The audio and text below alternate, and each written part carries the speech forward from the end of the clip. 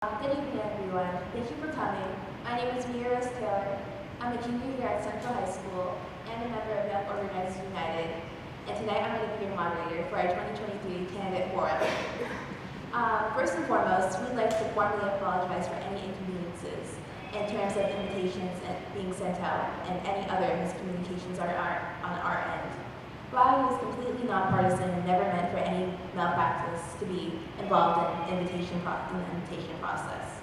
To rectify this, we'll be having another event for the community to be able to meet their candidates in a more intimate setting, as well as have another opportunity to respond to questions. We at Y.O.U. feel it's imperative to give our community the opportunity to hear from their respective candidates. It's very important that we familiarize ourselves with those with the power to create change in our communities, especially in our schools. We also want to make a note of several candidates who really wanted to attend this event this evening but couldn't make it. This includes Mark Flanders, Gordon Hamer, Camille Crappy, and just to give you guys some background, this candidate forum was organized entirely by a student in Y.O.U. of the Granite State Organizing Project. GSOP is New Hampshire's largest faith-based, multiracial community group. Y.O.U. is the youth branch under GSOP that advocates for student voices to be heard and prioritizes that every student in the district has the right to not only a quality education, but an equitable one as well. Before we start, I would also like to thank Principal Rookie and the Central staff for having us. Now, without further ado, it's time to start with the questions. In your response, please come up to the podium. Keep your responses within 2 minutes. We do have a timekeeper right there, Favor. She has like 2 signs, one that says 30 seconds and one that says stop. Please honor our time limits so that everybody has a chance to be heard. Okay, we'll start with Lizzie 1. The first question for our candidates is, what will be your main goal or goals that you would like to accomplish during this term, and how will you achieve this? Well, thank you for the question. Thank you for holding this forum for us to be able to come and speak to everyone. We really appreciate the opportunity. So what I would really like to accomplish this term is to make sure that we finish our facilities planning for the school district. We have buildings that are far too old and buildings that are in disrepair. So my primary objective for this coming term is to make sure that we finish all that long-term facilities planning and making sure that we have the buildings that are appropriate for all of our students to be educated in. So that's my primary goal. I'd also like to see us work hard to make sure that we fill our human resource positions so we can get a great person in to start recruiting teachers, particularly teachers of color, teachers who will help our students see themselves in their educators. Right now, we've lacked a human resource director for a number of months, and so that's going to be a big priority for me over the coming months to make sure that we are able to fill that position with a highly qualified person who meets our needs in the district to help us hire some really great teachers and other personnel for our kids. That's what I'm really looking forward to during this coming term. Thank you.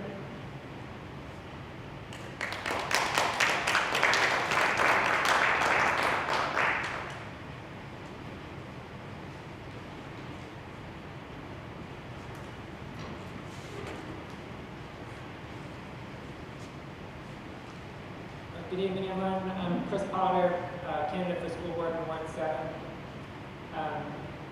Like Leslie, I'd like to thank Y.O.U. for hosting this. I'm a big fan, to put it succinctly. Y.O.U. does incredible work. It's an important stakeholder in our community. And I really appreciate GSOP for bringing together faith voices to have representation in our public affairs. So this is my first term on the school board right now. I'm not looking to stay in here forever. I'd like to do one more term, frankly, because there's certain projects that I want to see accomplished, especially around student equity. We need equity training for our staff. Microaggressions against our students need to stop. That's a basic thing that every student should feel safe at school.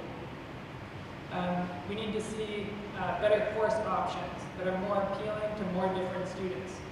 So whether it's Black history, Black literature, different topics within history and sociology, we need to see those things offered to our students. We need more diversity on staff. Our staff does not represent the diversity of our student body, and I think that affects how people have mentorship and the implicit bias that affects our students. Other things are related to making sure that every single student has individual support. So wraparound services for everything from like nutrition, eyeglasses, counseling, whatever students need in that regard, to be able to access their own education. You know, like the best literacy lesson in the world won't help you if you can't see the board or you're hungry. And then social and emotional education. You know, it's not just about reading and math, but also about citizenship and anti-racism and love. So we got to integrate that into the curriculum too.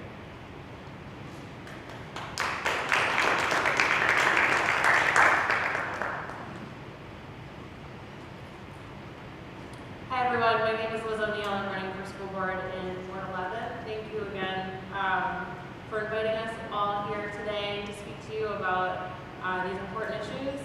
I just want to say I'm so glad to be back at Central. I graduated in 2012 and it's just been really wonderful to walk through these halls today. So thank you for this opportunity. I have a couple of goals, primarily ensuring that students, families, and educators continue to have a voice in district decisions. And I would do this by being responsive to community concerns and emails and bringing those to board meetings.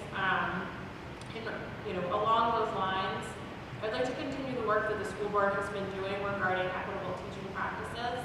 It's an all-encompassing topic that covers and focuses on student voice. And ensuring that our students, and more importantly our most marginalized students, are at the heart of the decisions we're making as a board and community. And so, creating policies that center student voice in their learning. I'm so proud to live in a city that has student representation on the school board. I was there last week and I was just blown away by the questions that our students were asking. This includes professional development that is designed to support teachers in their support of students. We need to make it a priority that all staff are expertly trained in teaching. For example, the decision to move to D-level classes, our staff needs to be trained in that so that they are able to effectively teach their students. And then putting an equity lens on all of our policies to ensure that our marginalized students are at the heart of our decisions. This ranges from the books that we teach in our classrooms and keep in our libraries, to the policies around family communication and discipline.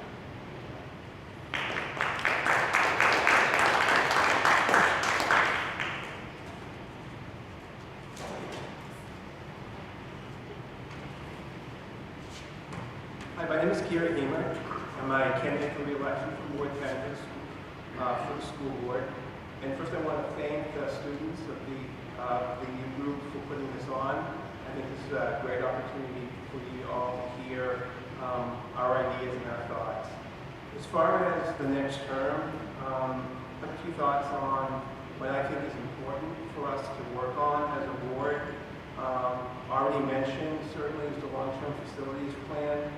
I think that for far too long, we've neglected our facilities here in Manchester, and I think we really need to work to look at them and look at what we need to do to bring our classrooms to a 21st century learning environment. I think that, everything I've read, everything I've heard, it makes a difference, the environment that students are in, and we need to find ways to make sure that we're able to do that. And I know it's going to cost money, and I know there's concerns about that, but I think if we work together with the board here in Alderman on ideas on bonding and state aid from the school building aid from the state, I think we can find a way to do it. Secondly, we are beginning to negotiate a new contract with the teachers, and I think that is going to be an important part over the next year of the board, because I think I feel it's important that we negotiate a fair and equitable contract with the teachers. We made some strides the last time raising starting salaries to help retain teachers and help bring teachers to Manchester. But we still have issues where we have teachers that stay here 3 or 4 years and move on to other districts. We need to find a way to prevent that from happening going forward with this contract. And the last thing, I need to stop. The last thing is hiring and getting an HR director so that we can hire folks in that district that represent our district. Thank you.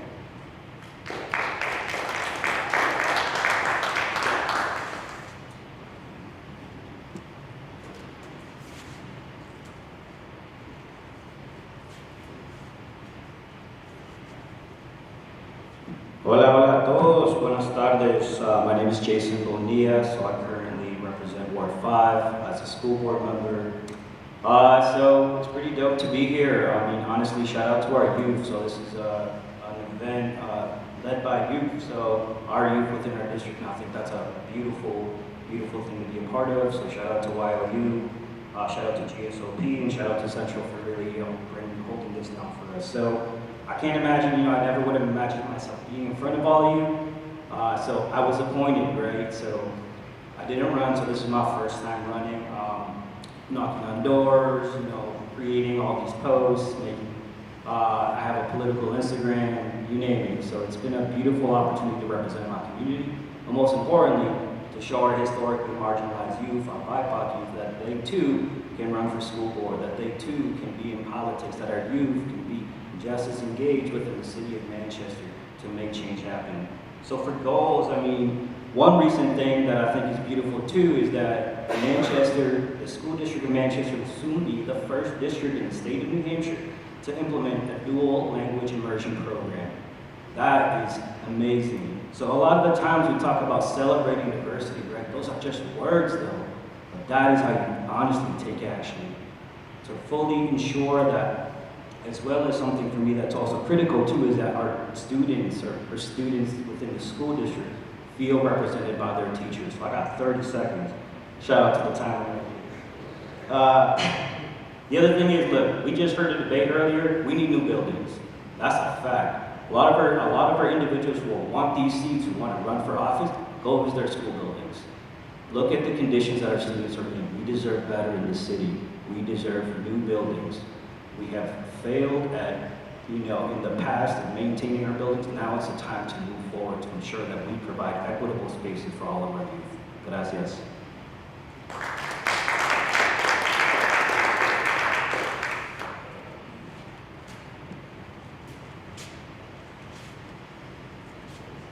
Hi, good evening, everybody, and thank you for having us here.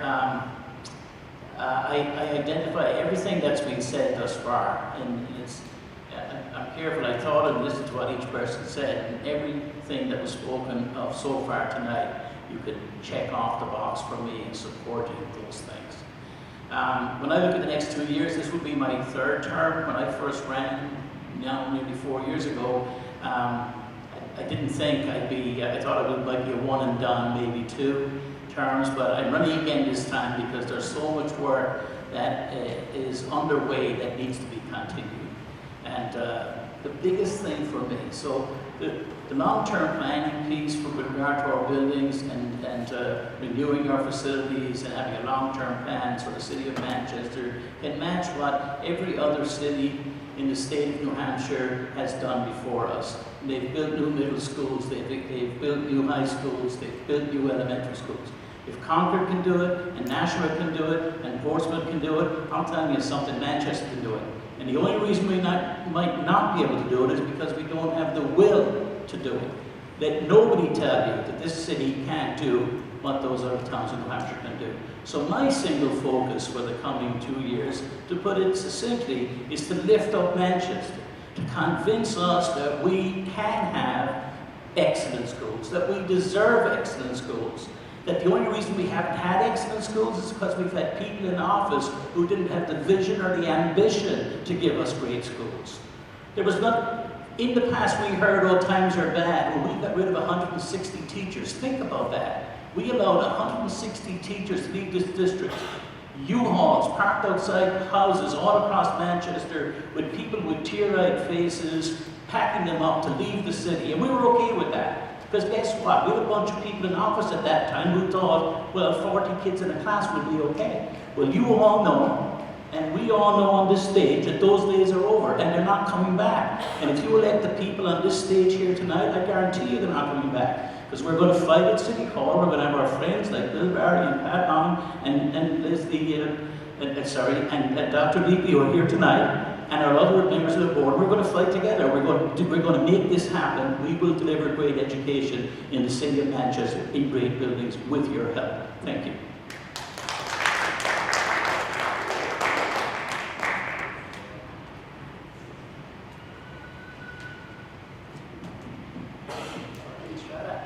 Hello, good evening, everyone. I wanted to start as well by introducing myself. My name is Peter Arturopoulos. I'm also running for re-election for school board at large here in the great city of Manchester. I want to thank all the students involved for putting together this event, which is really amazing to see all the great work that they did to put together something like this and the practice that they're going through to help them grow as individuals, which is what this is all really about. All of us on this stage are here because we want to help see students continue to grow and develop, and I'm just happy to be a part of that to start tonight. So, this question about my major goals when we're looking towards this next term, and I can boil that down really to something simple. And it's to improve student outcomes for our students here in the city of Manchester. You know, when I went into education, started my teaching career 5 years ago, I was really excited to do so because I wanted to help students and families grow and learn and come together as a community. And every day that I wake up, I'm proud to go to school and work with my kids to see their growth and successes in the classroom. I ran for school board here in Manchester 2 years ago because I wanted to bring those same sorts of things to this city as well. So in order to do this, there's several things from this perspective as a school board member we can look at. One of the main things that we can look at and need to continue to do is to reduce our class sizes, which has been noted so far. I'm pleased and proud to have passed policy that brings down the number of students that we can have in our classroom at a time, which is shown to have one of the biggest effects on our student learning outcomes when they're in the classroom. So that's a major one. A second one that we're going to need to continue to look at is, in fact, investing in our teachers. Teachers are the #1 research-supported factor in a student's learning in the buildings. So it's critical that we are giving our staff not only the training that they need, but also the support they need so they want to continue to work here. And we can recruit new individuals to come work here who are the highest quality educators. The relationships teachers build with their students in the classroom is like nothing else. And those relationships can make all the difference for students enjoying their time in class and wanting to invest and work hard or not. And I'm proud to continue to invest in that area so we can have our students have those successes every single day and enjoy coming to school and being a part of their community.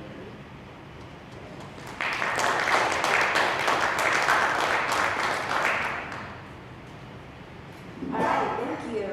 Our next question is, over the years, there have been many conversations about combining the high schools into one main high school. Do you support this idea? Why or why not?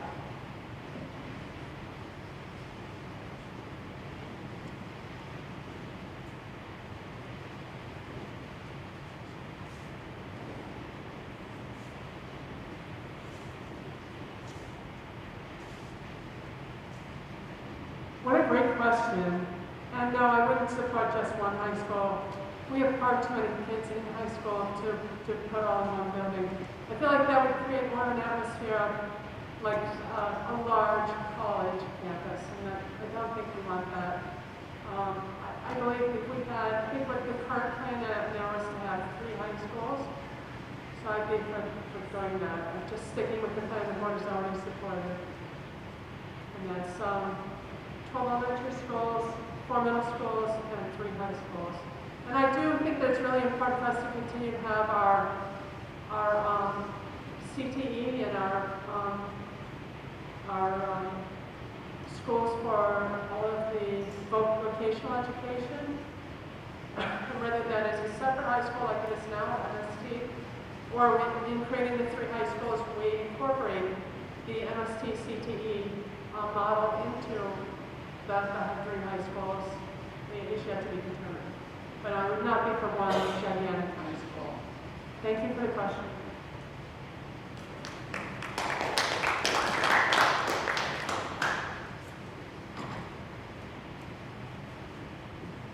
Similar to committee member one, where I don't think many people are looking to do the one high school. That was a superintendent Goldhart thing. He's no longer here. Dr. Gillis is doing a really good job in general, and I think a lot of the current board supports the 3-4-12 model. We're doing a round of facilities improvement right now so that we can close buildings that is not healthy and safe or educationally appropriate and build a new elementary school. And many of us are fighting to make sure that that elementary school is located in Center City so that Center City kids can still walk to school and not have to take a bus. I agree that CTE, career and technical education, is a priority because the goal is lifelong student success. And we have a big need for a variety of careers. And then community schools, like if we build a new high school, which would be phase 2 of the facilities plan that the next board will try to tackle, we can create it to be perfect for career and technical education and to integrate a lot of those wraparound supports that I mentioned earlier. And that similarly will make sure that students can grow into their full potential, which is the ultimate goal. So the facilities is all it means to an end, which is student success.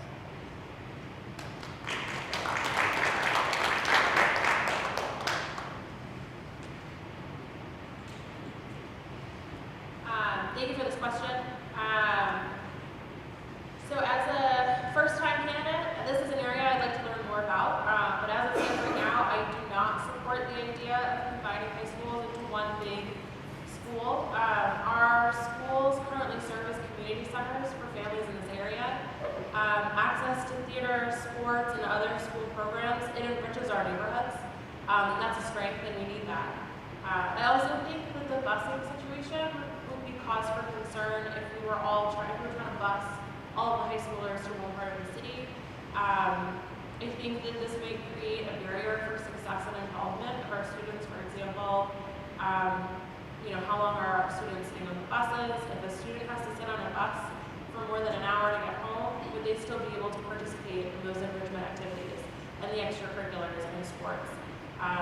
So as I said, I'd like to learn more about this. I do believe we need to update our buildings and build new buildings that, as everyone has said are perfect for our students. But I don't think that we should have just one school.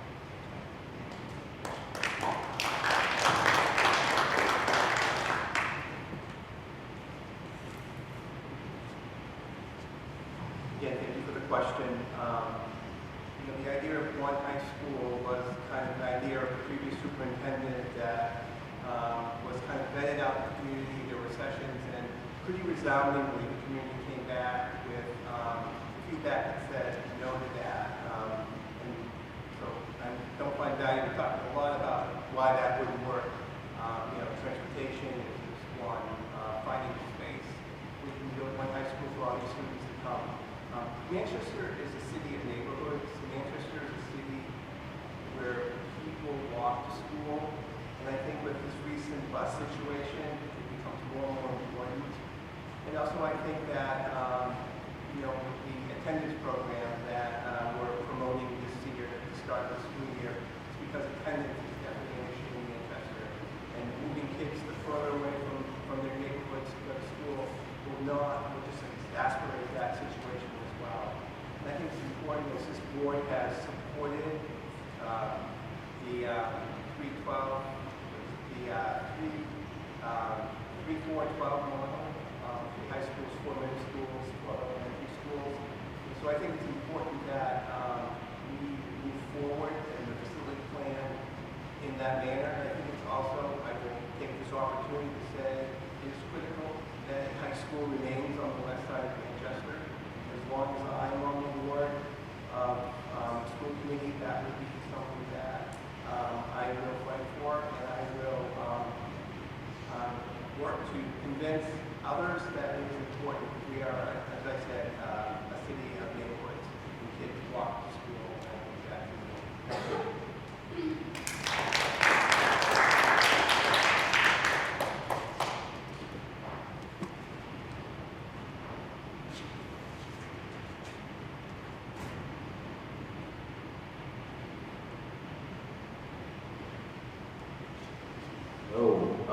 So 3, 4, 12, like everyone's mentioned, it makes no sense to just have one central high school.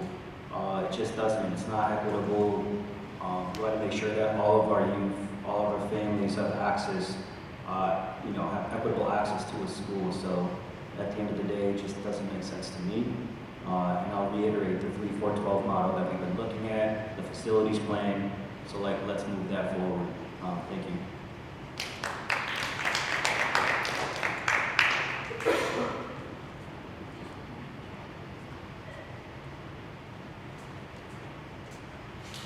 Thank you for the question. I just want to say when I spoke the first time, I neglected to thank the Y.O.U. and the GSOB for organizing tonight. So, we've been promoting student voice on the board. There are now students on the board representing the high schools in Manchester. So thank you, and it's impressive that you're here on Thursday night organizing this.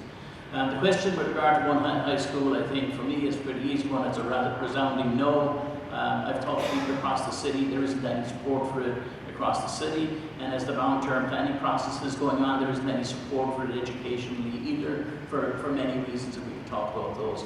The model that we agreed this past year, a year and a half ago, was 3, 4, 12. I think there's something to be said about what the 3 is. So I will leave it to the long-term planning to decide what we end up with. But to me, I differ from my colleagues in what they said in this regard. I really like the idea of 2 comprehensive high schools that are comprehensive, that have CTE, trade, from trade to college and everything in between, and that they're modern and that they're well funded. I think the 3rd high school, I support that. I think the 3rd high school, I would really like to explore the idea of a magnet high school. And that magnet high school might be a high school dedicated to dance, art, music, etc. It could be a high school dedicated to technology. It could be a high school dedicated to biotechnology. There are lots of opportunities for what you might do with a 3rd high school. But I think as a general education thing, we should have 2 comprehensive high schools that are delivering great education to the students of Manchester. And then whatever in the 3rd model, on alternative schools, another model, I'm looking forward to exciting conversations in the next 2 years, a year and a half, as we bring that home. Thank you.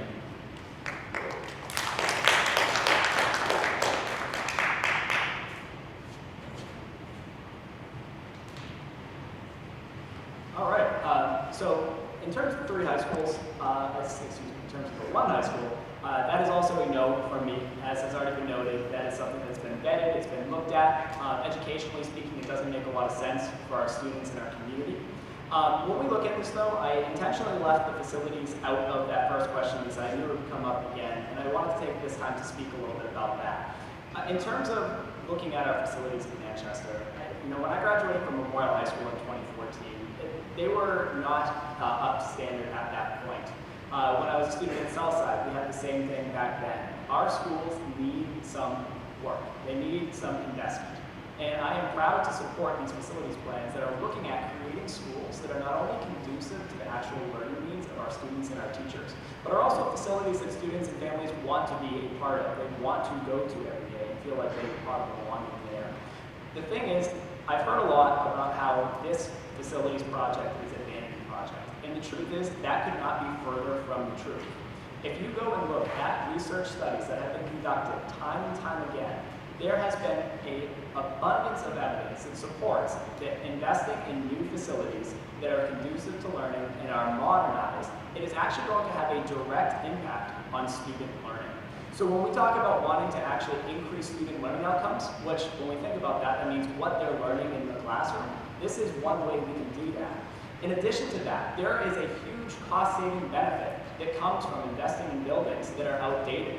It is very expensive to run heating systems and to have to continue to replace the different parts that go on the buildings year in, year out. So a lot of the costs that you put in are actually offset by the costs that you gain back from those cost-saving measures.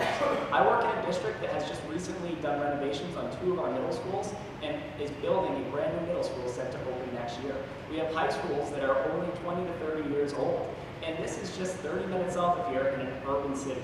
So again, this is something that Manchester can do to the benefit of the students, to the benefit of the families, and this is research supported.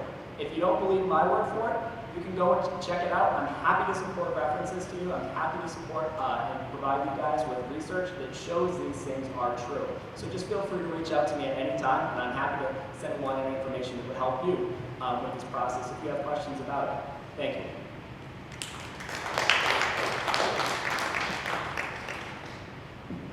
All right, thank you. Our next question is, are there any current specific board policies that you would like to change or address, and why?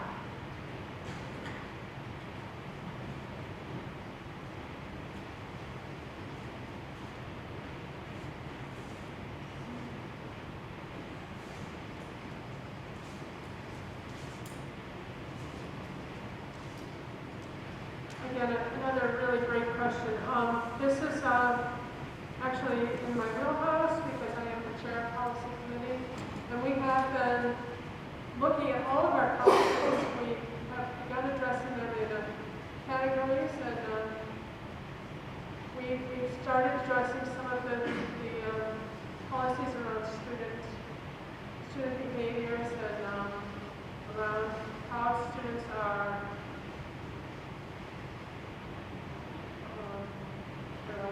How students are, how we address student behaviors from an administrative perspective.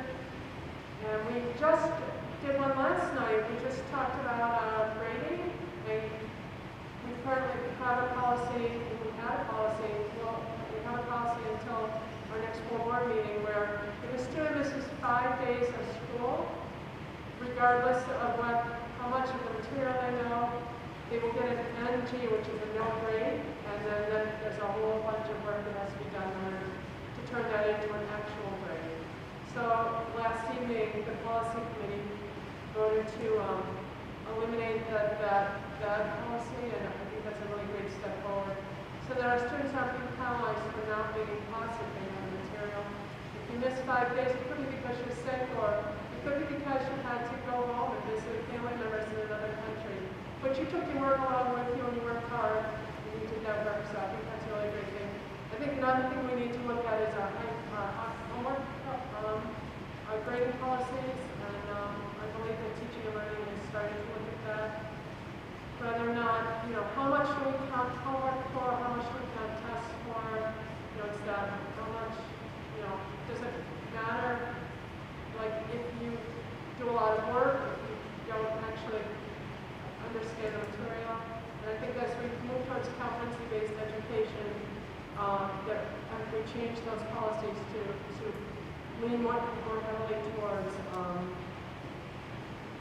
reading that the actual mastery of material, competency of learning, that the materials that are taught would be the best thing to do. So those are the policies that we looked at, and I think we should continue with.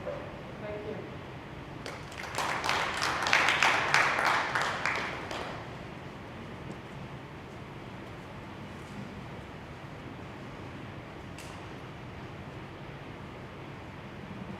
I'm going to keep this one pretty short because I'm not on the policy committee. In fact, I'm glad Leslie went first.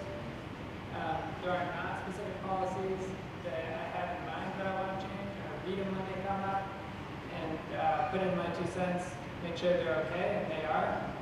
We have a policy where we've got a process where our lawyer works on each policy in a cycle. So within a few years, we look at every policy and update it, keep it compliant with state laws. We should. But I can tell you the lens that I use. It's student-centered. And it's to make sure that our students can be successful. So the other piece would be you have to make sure that more people have a seat at the table to provide input. because I don't have every perspective myself. We don't even have every perspective represented on the board. So we need to get community input, teacher and administration input to make sure we're creating the right policies. And that all needs to be part of our routine process for every policy.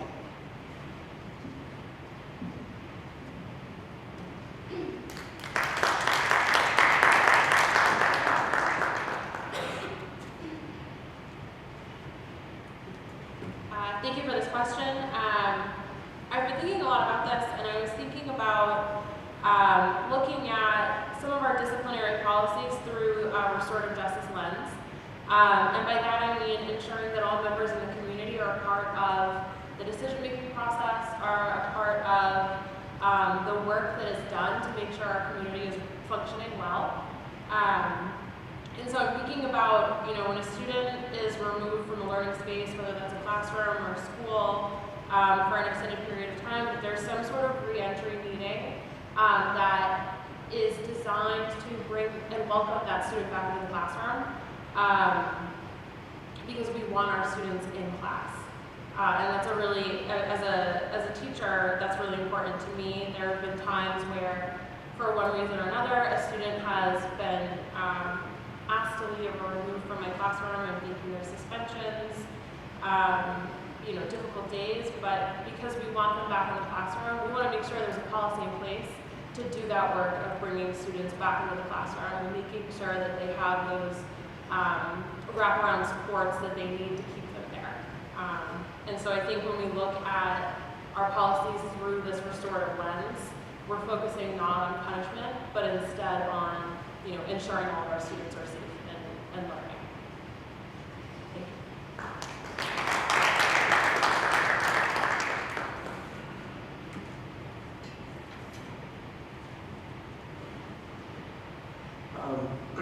I'm taking a little different, my spin on this is a little bit different. I took the question as literally board policies.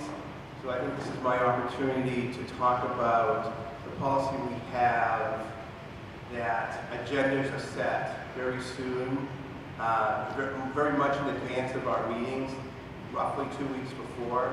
And as a new member of the board, serving in my first term, I find sometimes, especially serving on finance and facilities, that by the time we get to the meeting and the topics that are on the agenda and the updates that we're going to get from the administration, either we already know that information or it is changed. An example, the dynamic situation that was going on recently with the busing issues and the issue with the busing vendor. That definitely is an example where by the time we get to the meeting, we knew that information. So I think the board needs to look at, and I know from hearing from previous board members, it wasn't always this way, and there probably are some valid reasons why we have to set the agenda so far in advance. But I think it makes it difficult sometimes, because I think we want to, in our meetings, be relevant, and we want to be talking about and have the most current information available to us. Thank you.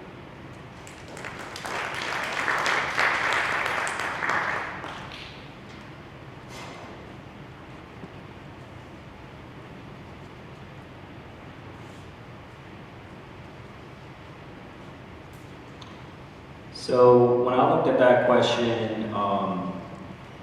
I say the word like a lot, so I definitely have looked at film with that, so I'm all fault with that. When I look at this question though, I came into this board to provide my experiences, my lived experiences, what I went through as a child, as an EL student, coming from a single parent household, coming from a family who came to this country by foot, right? So my experience, right, is critical when making decisions and passing policy for a district that is the most diverse district in the state of New Hampshire, right? So recruiting and bringing in more folks, with all of these vast aspects of identities is critical, right? Again, we have to have individuals individuals within our board that represent our city. And again, when I think of our youth too, right, our youth made policy change, right? So young organizers got together and they're like, let's change the dress code. With the support of the board, right, like they collaborated together and they made that happen again. student-driven. And again, this event is, again, reiterating that it's student-driven. So y'all are making history right here, ensuring that, that our city sees that, youth and young individuals who are, so engaged within our community can make effective change within the city, so that it's inclusive, so that our education is inclusive, so that, again, we're fully heard within our areas. So again, I'm also fortunate enough to be in the policy committee, so when I read all that stuff, I implement the stuff that I've come through, and I'll add my input. And I feel like it's been very helpful. I've learned from a lot of other folks that were as well in the policy committee, and again, it's a beautiful opportunity. I encourage other folks who want to make change within policy, come to our subcommittee meeting. They're all posted on City Hall, the website. Hit us up on our socials, let us know. It's always great to have your input. Gracias.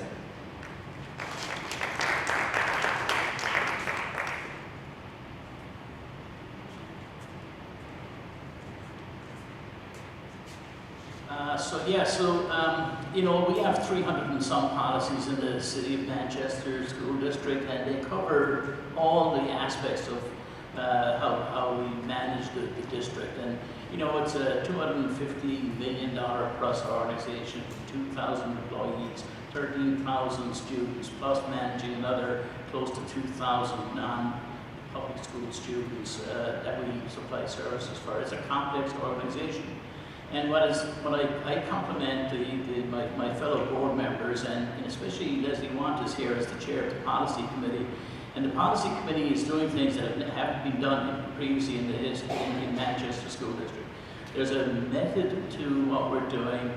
That committee is working through the policies so that over a period of a couple of years, every policy will have been looked at and brought up to speed. Some policies haven't been looked at in years, and we do things according to policy. So this is I'm proud of the work that we're doing here.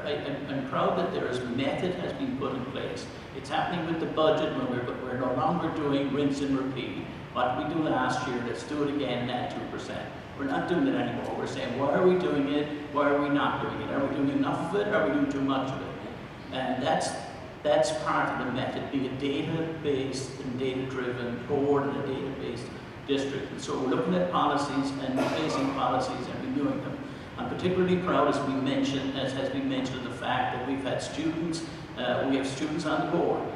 We had our first student-led initiative and policy adopted by this board that was created by and written by students, for students, and that was the dress code in the City of Manchester schools.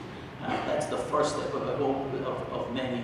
Those voices are important, but the work of being methodical and doing things in a sensible, scientific fashion is very important. And that's beyond the rhetoric that you will hear on doorsteps. This is the hard work that needs to be done every day to make our schools great. Thank you.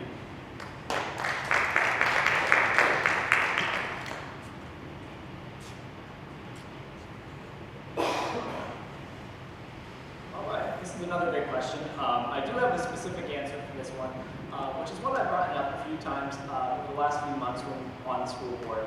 I mentioned to start my remarks that I am proud to have been a part of the board that passed a policy to cap our class sizes, which has been something that was long overdue in the City of Manchester. However, I am not pleased with where we are at still. I still believe we need to look at that policy to continue to review it and look to actually reduce that number a bit more when we're looking at our middle school level and our later elementary school levels. Again, research-based is something that's very important to me. So when we're looking at things that have worked and been researched in other communities, it's important to see how that would work in communities that are like ours and be able to bring that change here. So with our current policy for class sizes, if we were to bring that down even more, the results, again, for student learning outcomes have shown to go up in communities like ours. So it's important that we continue to bring those class numbers down so that our students have more access to our teachers and our paraprofessionals and our other support staff in the classroom, which gives them that one-on-one feedback. Feedback is one of the most critical things a student can receive on a day-to-day basis from their teacher. That feedback can be in the form of an assessment, a written assessment, an oral assessment, or really any other type as well. So when we have those smaller class sizes, that feedback can come quicker, which can help the students to learn and progress further in their education. Along those lines, I do believe it's important in general to look at our policies and make sure we are continuing to review them, to write them in a way that enables our educators to be able to do what they need to do to continue to effectively educate our students and help them to grow as individuals as well. So these are some of the main things we need to do. In terms of structural with our organization, we need to look for ways to bring our educators and our administrators into the process of learning about our policies so that they can use them in a way that helps our students, again, learn and grow. Thank you.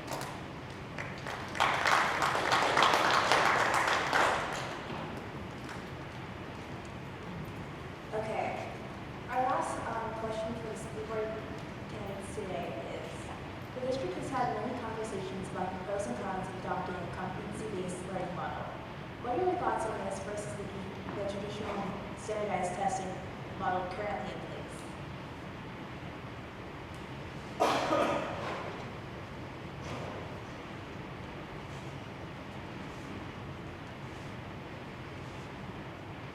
So I think this is at the very heart of what Manchester's doing right, and I fully in support of competency-based education.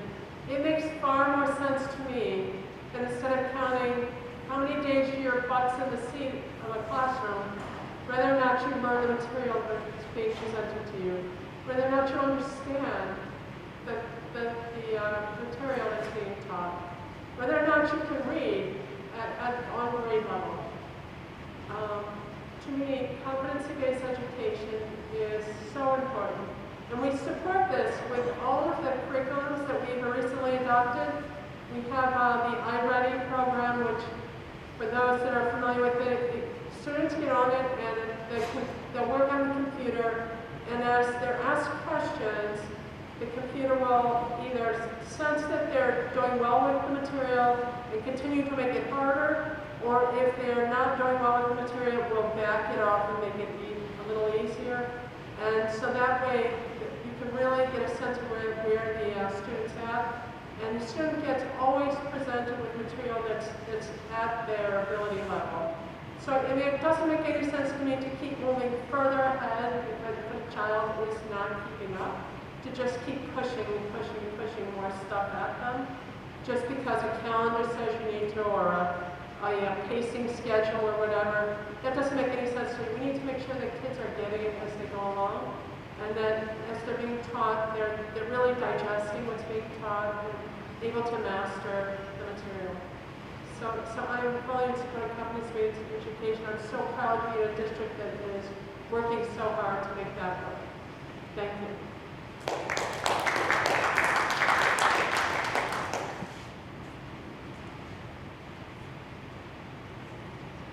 Yes. Competency-based education all the way. It's a no-brainer. There's a couple questions within that though. What competencies are we teaching? Is it the same competencies we had 50 years ago, or are they updated for our current population and times? And also, are we teaching social and emotional learning? That needs to be competencies that every student becomes proficient in. And then we need to use the data that we're collecting on which competencies students have become proficient in, so that we can give them individualized instruction, so that we know if one student isn't proficient in this, give them a lesson on that. Another student has become proficient in that, but not something else, give them a lesson with what they need, instead of, as Leslie said, just charging forward with the pacing guide. That's competency-based education working well. Two more things in the rest of my 2 minutes, unrelated to competency-based education. Number one, Y.O.U students, consider joining City Year. Do a year of service back in the schools, and it has incredible benefits for you. Number two, consider volunteering on some of these campaigns. Many of us, all of us I would say, are supportive of you. The people who are not here are not supportive of you. And if they get on the board, it's not going to go well. And despite your best efforts at advocacy, they're not going to support you. So it's not just about advocating and lifting your voices, but also about who's on the board. So consider getting involved in the campaign to make sure that people who support you can stay in office. That's part of achieving the objectives that we all want to. Thank you.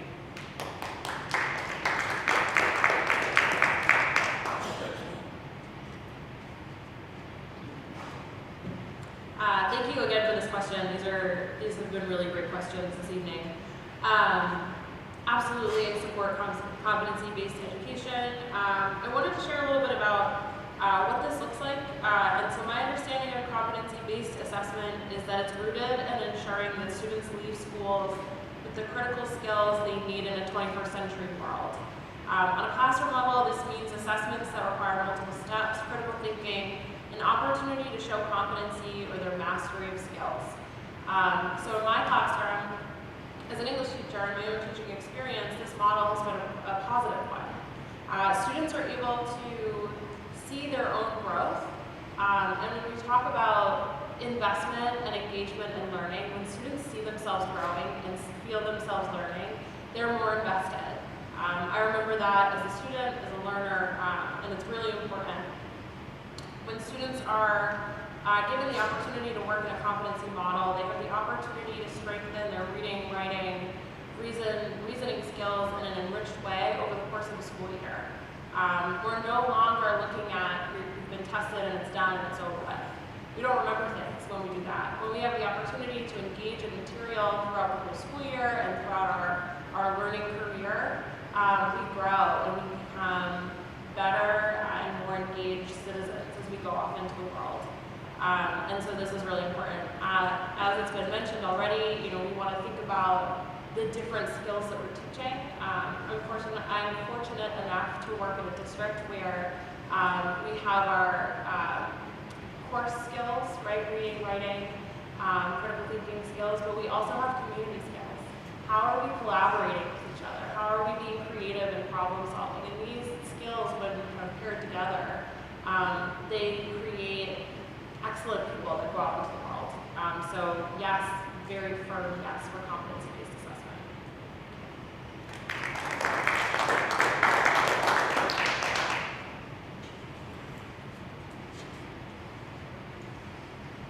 My understanding of competency-based learning is one, it's not new. It's actually been around for a long time. In fact, the Board of Education here in New Hampshire adopted it back in 2000. And I know our district has worked hard over the years to position itself where it is today.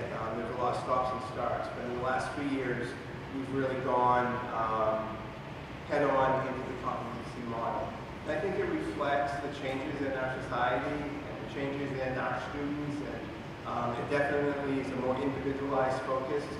I remember when I was in school, many years ago, you taught to a test, you memorized everything, you took the test was done, and that was it, and you moved on to something else. I think in competency-based learning, you're building skills upon each other, and you're doing it at an individual level.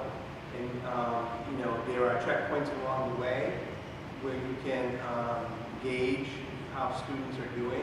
And again, as we heard before, individually, how you position it and what you need to work on with students will vary. I think that again, it's just kind of a reflection as to the methods of learning have changed over the years, and I think the district has done a great job in positioning us well in this area with all of the changes in curriculum that have been implemented in the last several years.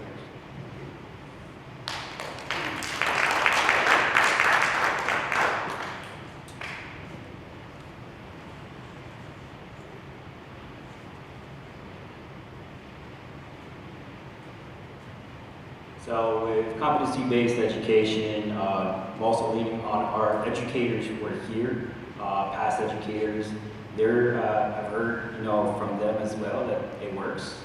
It also allows our teachers as well to reach our students who are at different levels, right? So for me, when I was a learner, I didn't learn the traditional method, right? So for me, honestly, it provides equity for all of our youth.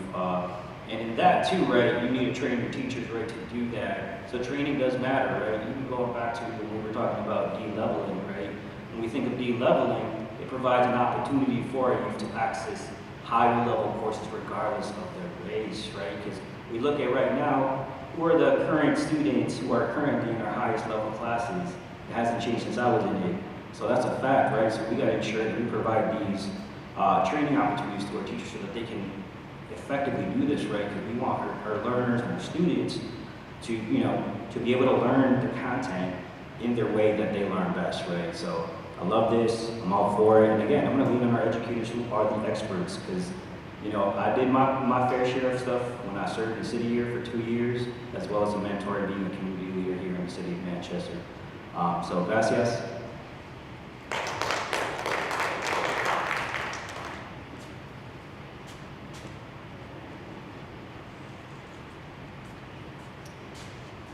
Okay, thank you for that question. And, we could probably, I'm a man of few words, most people know that. I'll try and string a couple together here with difficulty. But all jokes aside, so competency, I agree with my colleagues who've spoken already. It's more important that we deliver competency to students rather than the ability to take a test. Recognizing that we're at the end of this, this might be my last opportunity to speak, I'd like to do a couple of things. First thing I'd like to do is recognize that we are standing here tonight in Central High School. And the place that I was in immediately before I came here tonight was at a wake for a freshman student who passed away this past weekend. So I think it would behoove us all to take a moment of contemplation and silence to remember that this student body lost a student in the last week.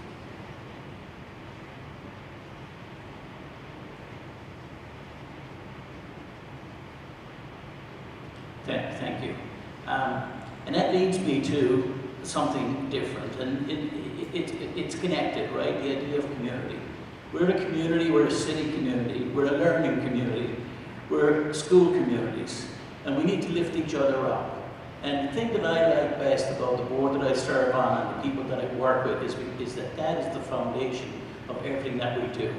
We have a board that we're all different, we have different thoughts, we've got different ideas, but we are striving towards this idea of making Manchester schools excellent and the non-acceptance of what went before. This is a great city, it can have great schools, they're getting better, we're doing the work, and we will see the fruits of that work. And all of us, everybody watching and everybody listening and everybody in this room tonight, working together, we have what it takes to do everything we need to do to make our students ready and prepared to go off out into the world and be successful. That's what it's all about. I think we can have some fun doing it, and we can, we work hard, but that's what I'm committed to, and I look forward to serving another 2 years. Thank you.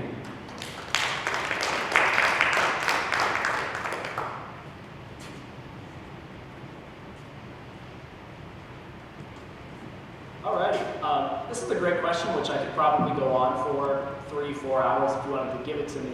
But I know you don't, and that's okay, I don't blame you either. But education, when it comes down to it, is obviously a passion of mine. I know I talk about being a teacher a lot, but honestly, that's because I'm very proud to be one, and I'm proud to work with students every single day. And I love my job working with kids, and working to help improve education is what I take very passionately, which is one of the reasons I was so excited to run and then be elected towards the school board here in the city that I grew up in, to be able to give back to the students and the families here in this great city. So when it comes down to it at the end of the day, it's a lot of the things that have been mentioned are extremely critical. It's very important that we are looking at differentiating our instruction today to meet the needs of all of our learners where they are at. It's important and critical that as we're going, we're focusing on students actually learning. And this looks a little bit differently for everybody. It's what Gary had mentioned, it's not just about memorizing a few things that are going to go away. And when students ask me, why are we here? What is this about? Which I'm sure many of us remember asking when we were in schools. You kind of wonder why you have to spend so much time there. And it's really about not only learning the information you're going to need to set yourself up for success in the future, but also building those skills, those durable skills that students are going to have to bring into their careers in college and trades when they graduate high school. And it's critical that what we do is set up every single student so that when they graduate high school, they are able to go and do whatever it is that they dream of doing. Not only is that good for those individual students, but that's also good for our community as well. Investing in education is the best investment we can make as a community. because that investment is going to return right here to our city, where we're going to be providing the workforce and a community of thinkers and people who want to progress our community forward. So when we're looking at this today, these things are critical to make sure that we are getting away from, just a 97 or a 96 or a 95, but instead looking at competencies that are going to help our students know what it is that they're learning and know where it is they still need to look to focus to improve. And teachers and parents and students and the entire support staff work together as a team to accomplish these goals.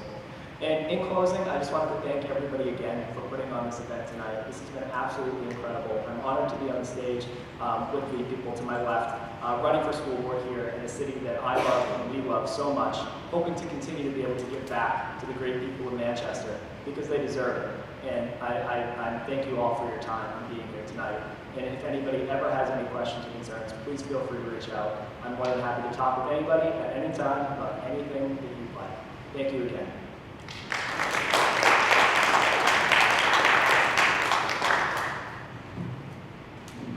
All right, thank you so much. How about a round of applause for our school board candidates? Candidates, you may take a seat.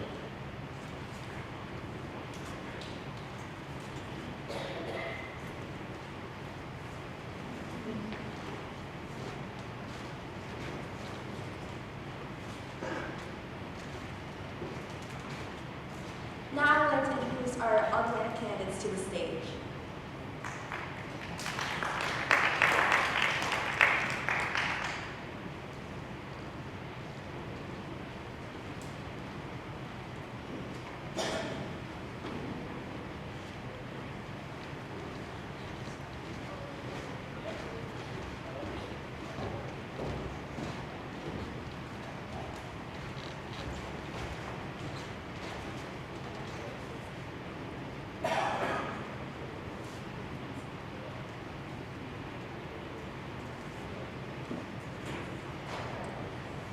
All right. So again, keep responses to within 2 minutes. Please introduce yourself and the ward you're looking to represent. We'll go closest to the podium to the farthest away.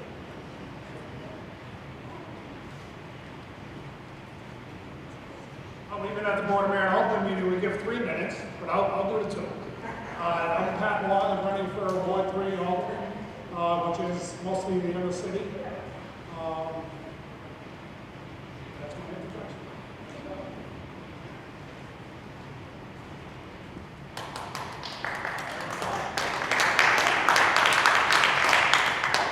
Thank you very much. Thank you for giving us this opportunity.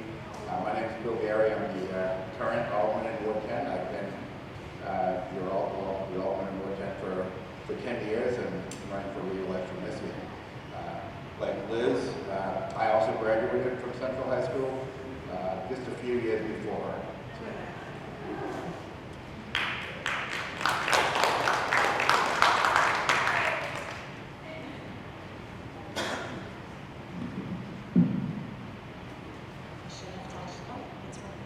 Hi, I'm Nicole Weekley. I'm running for Alderman in Ward 11. This is my first time running for Alderman. I served on the school board for 2 terms and wanted to say thank you to Y.O.U. for inviting us. I remember this forum from the first time I ran for office in 2019. There were more people here. But to me, it's a very important event, and it's really one of the only events, I think, where the school board candidates and the aldermanic candidates speak and really answer some questions and let the public get to know us. So I really want to congratulate the students for putting it together again, and thank you for putting it together.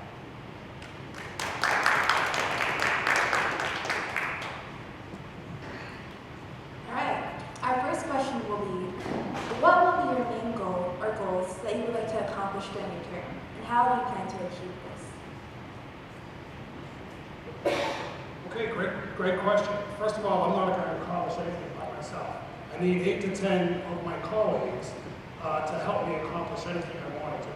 So with that, I will absolutely respect my other colleagues, no matter what side of the aisles we're on. And what I will do in Ward, what I'm looking to do in Ward 3 is one of the low-hanging fruit. We have a major graffiti issue. I was just thinking about it. I ran it through a couple people going door to door, and I'm thinking of giving a month's free rent or a month's mortgage for somebody. If somebody's caught graffitiing, they turn them in. They're arrested and convicted. They will get a free month's rent or a free mortgage. And also sidewalks and paving are huge. As aldermen, we do summertime. It's dog poop, pickups, neighbors complaining about dogs on their lawns. So the small things is what I'm looking to pick up the quality of life from the residents of Ward 3.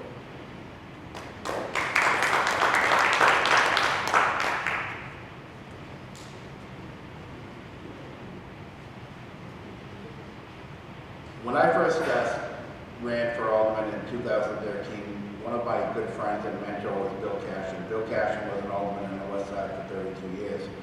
And one of the things that he said to me, which I always think of, is the fact that when you get a phone call or you get an email, you answer that quickly. You answer that right away, and you make sure that you take care of that concern of the constituent in your ward. And what he meant by that also is the fact that he said, never, ever, ever give your constituent a phone number for them to call. You call. You take care of that problem for them.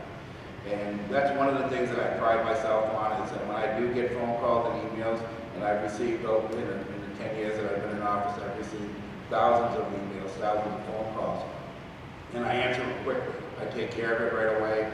Some of the things, unfortunately, you can't perform miracles, but you can do the best you can at making sure that you give your best shot at making sure you take care of that issue that's concerning to the people in your ward. Like Pat said, we have to work as a team. And it's very important that we have the right people on the board to work things out. Because Manchester is a great city. Sometimes you're going to hear negative things about Manchester. It happens. Manchester's a big city. We've got homeless issues. We've got a lot of things going on in our city. We all care, and we all sometimes do it in a different way. I want to make sure that Manchester continues to be a great city, and I'm going to work hard again for the next 3 years or more. So, thank you.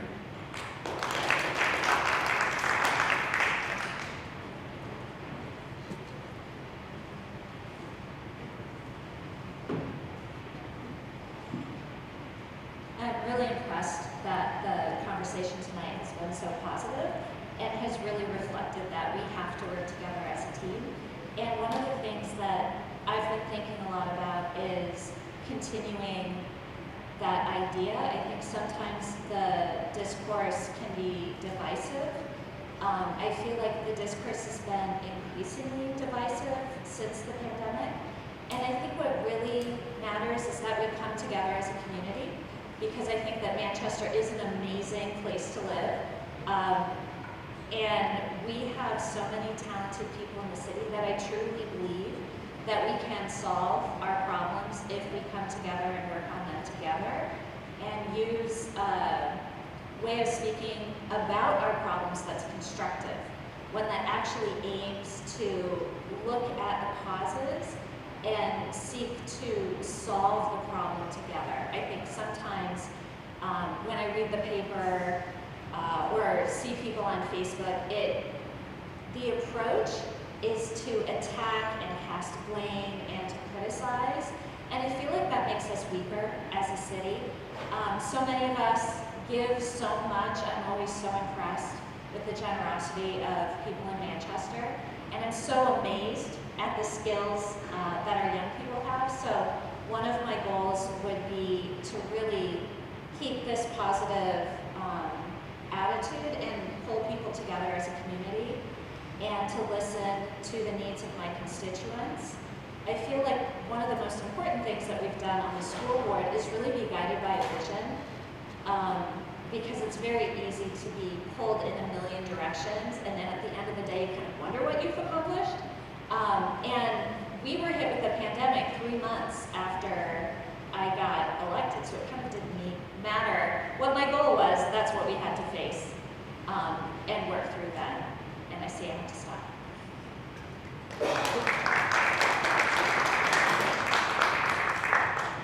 Thank you.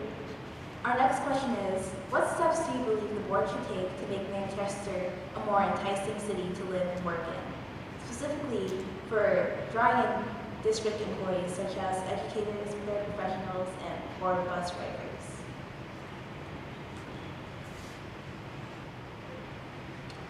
Well, I think currently the city is doing that right now. We have a major initiative in the mill yard. Where we lack in is housing. However, this is not a state where we're able to say we want 10% of affordable housing. That's that issue. Every time those bills are brought up in the state, they're defeated. That's a major. Daycare is also a major barrier to why people don't want to move into Manchester. However, when houses are being sold, I hear people are moving out. But when houses are being sold, people are moving in. Families are moving in. I'm talking to them all the time. They're moving in. They're buying houses in Milwaukee, and they're moving in. So it's not as negative as we may always read or see in the news. There's plenty of positive aspects to it. I mean, I think one of the issues is homelessness, and if you hear anybody blaming somebody else, that's somebody who's not going to do anything about that. Homelessness is my fault. I'm the elected official. I have to find solutions to that. That's my fault. I will not blame anybody. It's my fault as the elected official. So anybody you hear blaming somebody for homelessness is somebody who's not going to do anything because it's off their plate. It's somebody else's fault, not mine. Thank you.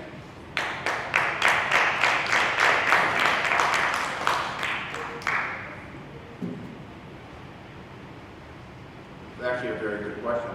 And one of the things that I a little bit more of my background, I spent 34 and a half years in law enforcement. I'm retired now. And one of the things that I've done as an alderman is I've been involved with negotiations with our police, our fire, and public works, and all our other employees. And this goes along also with our teachers. First of all, you want to make sure you treat them with respect. You want to make sure that you get the right people in the city of Manchester. And the way to do that is make sure that you fund them properly. Make sure that they get the best pay and the best benefits in the state of New Hampshire.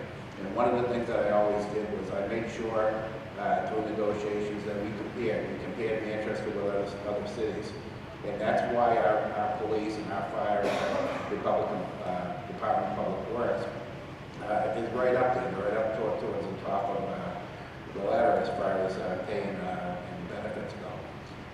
You want to get great teachers in our city, and if you get great teachers in our city, you're going to have a great education for our students. You want to make sure the 10 years that I've been alderman, I've always voted to properly fund our schools, properly fund our teachers, because it's important, and we want to retain those people. We don't want our teachers to come in for a few years and then go elsewhere because someone else is giving better pay and better benefits. We have to make sure that we treat them with respect, and the way to treat them with respect is to make sure that they're properly funded. Thank you.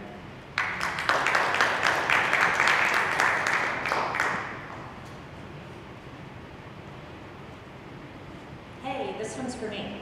I did not graduate from Central. I did not grow up in New Hampshire.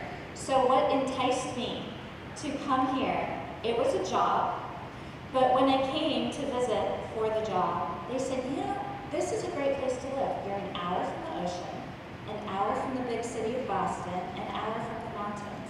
It is a wonderful place to live, and I honestly, as we move forward, climate change is something that I think about, and I think that we're really well situated. As our climate changes, we are not living somewhere that is already on an extreme edge, right? Maybe that isn't something a lot of people think about, but I have a 14-year-old and a 10-year-old, and so I'm definitely always future-oriented. I feel like Manchester is a place that's a great place to live now, and it's going to be a great place to live when my kids are grandparents, I hope. So I think it is a very enticing place to live. My own experience is that it's completely unaffordable. I have struggled. We're a family of 4. We live in 1,100 square feet, When we bought this house, I was a tenured college professor. It's all we could afford. So I feel like it's a very enticing place to live. People do want to live here. We have to work to make it somewhere people can live and people can stay. So I think that's something that, again, we can do if we come together. I think that the city has to keep reaching out to the state, right?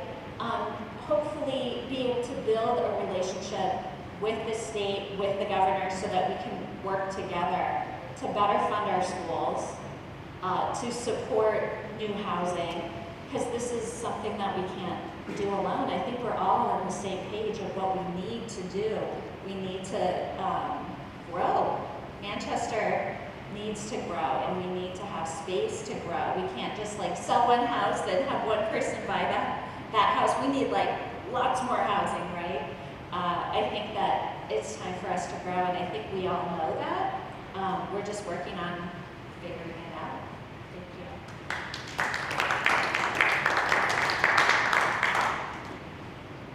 Great. So our next question is, what immediate suggestions or actions would you seek to address the homelessness crisis in Manchester?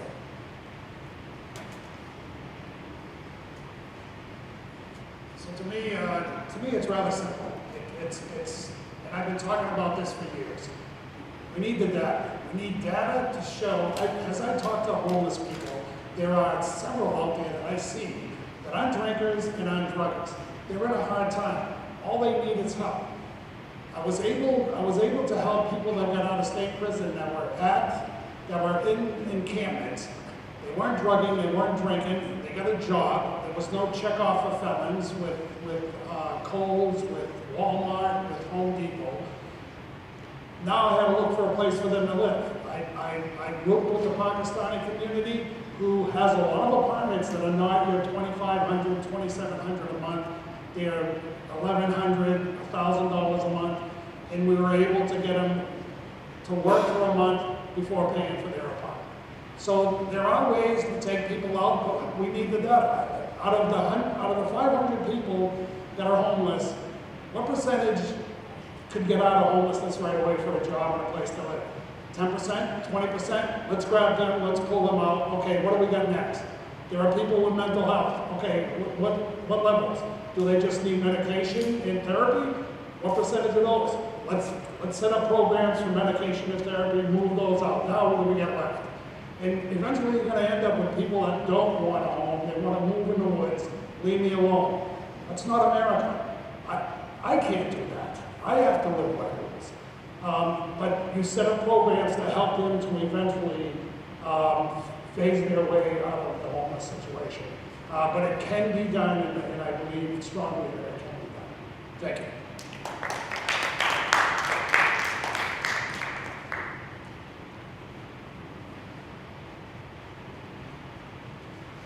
One of the unique things about the city of Manchester is the fact that we're a magnet. We're a magnet for not just the people that live here in the city of Manchester, but also people that live outside the city and outside the state. And the reason we're a magnet is because we have a lot of treatment. We have a lot of treatment facilities here. We have methadone and Suboxone clinics. We have the Valley Street Jail. You know, we have that in the city of Manchester. We have Calumet House, which is also a state facility for people that are, working on taking the next steps so they become productive citizens of our city and state. One thing that we need to do, with the homeless situation, is that we need to work together. We need to make sure that the people that are suffering from mental health issues, that they're treated properly, that we make sure that they have the proper medication, and we have outreach workers working with them daily. The shelter is a great example of us at least helping.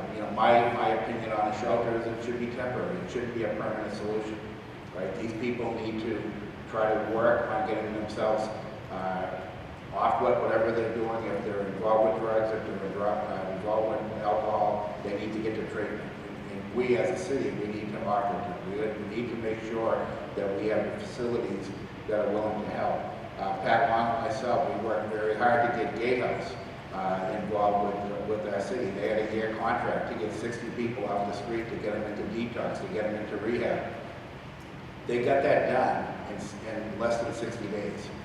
And that's important. And that's what we need to continue doing, and I'll call it the Gatehouse way. That's what we need to do. We need to make sure that we have some outreach workers out there that are willing to work hard in the community, in our shelters, and make sure that they work with the people that are unfortunately suffering from substance misuse, and get them off the streets, and get them into detox, get them into rehab so that they can be productive. Thank you.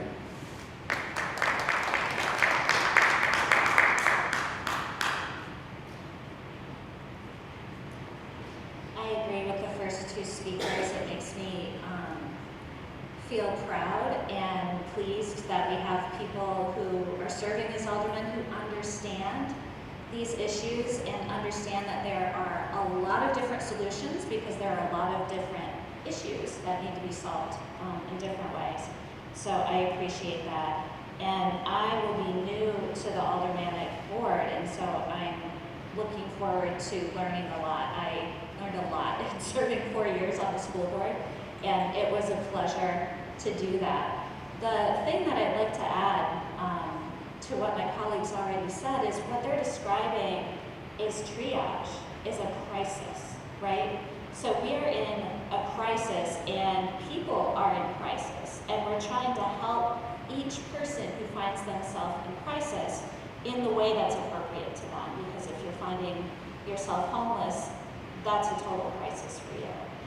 I think another thing that we need to do is think about, where do these problems start?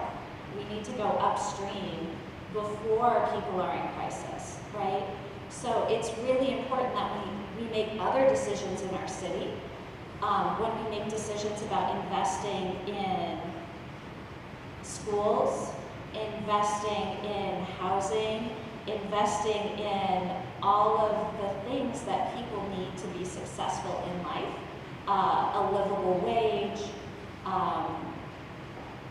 all of these things, if you get what you need as you're growing up, your chances of ending up in this kind of crisis decrease, right? So when you are able to be part of a healthy community, whether it's because you're on the volleyball team in middle school and that really like sucks you into school and really makes you feel connected, like you belong and that you're valued, that is decreasing your chances of entering into crisis in the future.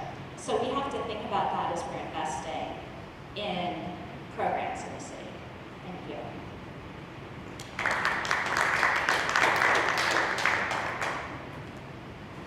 Alrighty, so for our last question for the day, it is, how much of a priority is mental health in the city of McAllister to you? And what are your plans to improve the overall well-being of the city's residents? That's a great question.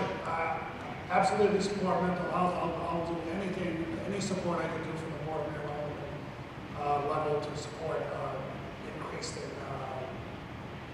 therapy for mental health. I think that's a lot of, especially in the school district. I feel there's been, I sit on the Department of Children, Youth, and Families Advisory Board, and last meeting we had was Monday, and there's been a major increase in abuse and neglect and mental health issues with youth. A lot of schools from around the state are calling on help from BCY. It's been a major increase, so anything I can do there, I absolutely would support it. And I'll do what I can. I mean, the Board of Mayor and Alderman isn't much other than supporting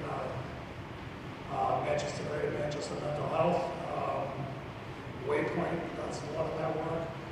So I would absolutely support all of that. And I want to thank you, the Young Organizers United, for this forum. I recall I was on the board of school committee for 14 months.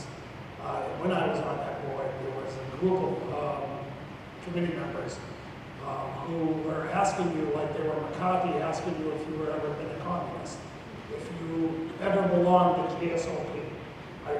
I remember that, and I happened to be on the board, and I was asked that. Are you a member of the GSOP? Yes, I am currently, and by the way, I was a founding member. But they made it sound like it was a bad thing. You know, I'm proud that you stuck out, that you stuck with it. I'm proud that I'm able to come up here and do this. And I noticed Committeeman O'Connell, I probably had to go. I'm just listening, watching him applauding. So, thank you everybody, and thank you, Y.O.U, for giving us this opportunity.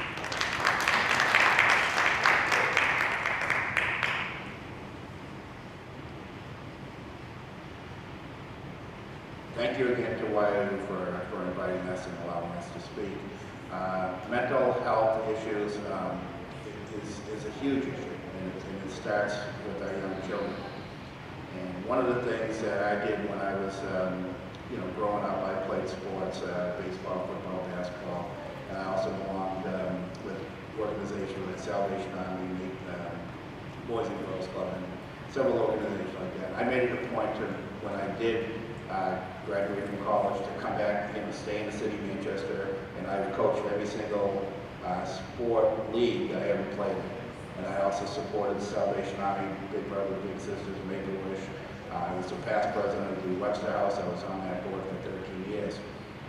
And the reason I left Webster House last is the fact that in those 13 years on the board of directors of the Webster House, I saw the impact that we had as a board, and also the director and the staff at the Webster House had on the children. A lot of these children were suffering from sexual abuse, mental abuse, physical abuse, or all the above. So I think it's important that we continue to make sure that we take care of the youth in our city, to make sure that they're well cared for. One unfortunate thing, and I'm not a big fan of blaming the state for everything, but unfortunately back in 2011 there was a new slate of legislators that came in, and they made good on their promise. They cut the Health and Human Services, their budget, they cut the state hospital, they cut the psychiatric, and one of the other things they cut was the CHINS program. And if you're not familiar with the CHINS program, it's Children in Need of Services. And now we're seeing that impact. The reason that we have a lot of homeless people in the city of Manchester is because we don't have the state bed. We don't have the mental health facilities that we should have, because of the drastic cuts that they made 12 years ago is now showing. It's showing now, and a lot of people don't realize the impact that it's having 12 years later. So again, thank you very much for inviting us. You guys are a great group, and I look forward to working with you in the future. Thank you.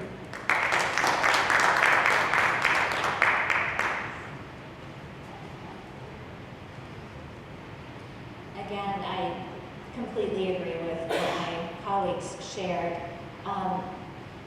There was a thing that I learned about serving on the school board that helps me think about issues like this. So in the educational community, there's a thing called MTSS. It's multi-tiered systems of support. And there's an academic part and a behavioral part.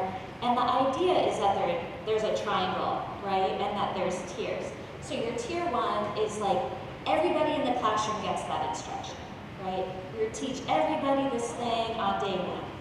And if a kid is like, oh, I just totally don't get that, you give them a little bit of extra support, right? So that would be like tier 2. And then there's tier 3 when they need even more than that. So I feel like with these issues of housing or mental health, it's similar. Because when in MTSS, part of the idea is that 100% of people are getting tier 1, right? And the tier 2, hopefully, only like 20% of the kids need that extra help. The thinking is that if 80% of it don't get it in tier 1, you probably aren't doing it right. You probably should think about how you're teaching that, right? Because we do not have the resources to do crisis support for 100% of the people, right? And we're getting to this point where so many of us, at some point in our lives, need mental health support. If you reach out right now because your child needs mental health support, there's a very long waiting list. You call 10 different places, you have to wait, right? If you're homeless, there's not a shelter available for you right now. So the idea is that we aren't meeting the basic needs of people. And so more and more people are entering into crisis. And I think that you're exactly right. We have to look back and say, what were we doing 30 years ago that is making it so we don't have enough housing now? Well, we weren't building housing, and so now we have to really ramp it up. And it's the same with mental health care or any kind of health care. We made the cuts 12 years ago, and this is where we are now. So what does that tell us?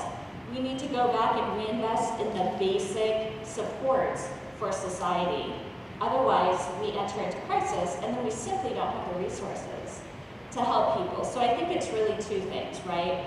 Prevention, investment, and then triage, and we do our best to help people who are in crisis, but we have to help them not get there to begin with. Thank you so much for inviting us to talk tonight.